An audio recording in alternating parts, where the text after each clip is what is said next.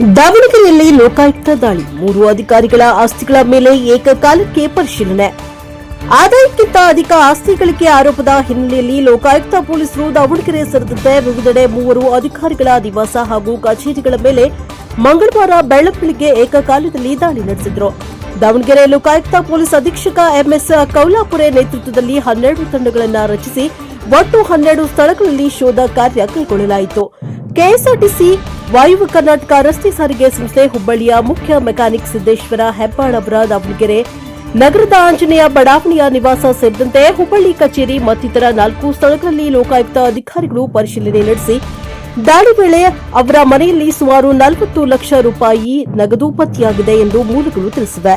ಇದೇ ವೇಳೆ ಚಿತ್ರದುರ್ಗ ಬಯಲು ಸೀಮೆ ಅಭಿವೃದ್ಧಿ ಪ್ರಾಧಿಕಾರದ ಕಾರ್ಯದರ್ಶಿ ಕೃಷ್ಣ ನಾಯಕ್ ಅವರ ದಾವಣಗೆರೆ ನಗರದ ಸಿದ್ದವೀರಪ್ಪ ಬಡಾವಣೆಯ ನಿವಾಸ ಹಾಗೂ ಚಿತ್ರದುರ್ಗ ಕಚೇರಿ ಸೇರಿದಂತೆ 5 ಸ್ಥಳಗಳಲ್ಲಿ ಶೋಧ ಕಾರ್ಯ ನಡೆದಿದೆ.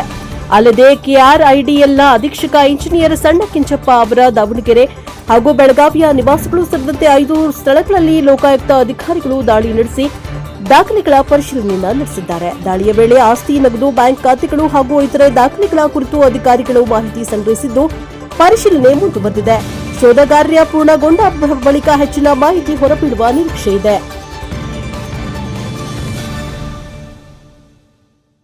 Bureau report Devaraj K. Nellihanklu, NKS TV4 Davanagere.